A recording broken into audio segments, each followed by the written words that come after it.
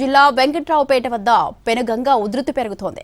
ఎగువన మహారాష్ట్రలో భారీ వర్షాలు దంచుకొడుతున్నాయి. దీంతో వెంకట్రావుపేట పోర్ట్స్ బ్రిడ్జ్ వద్ద పెన్గంగకు వరద పోటెత్తుతోంది.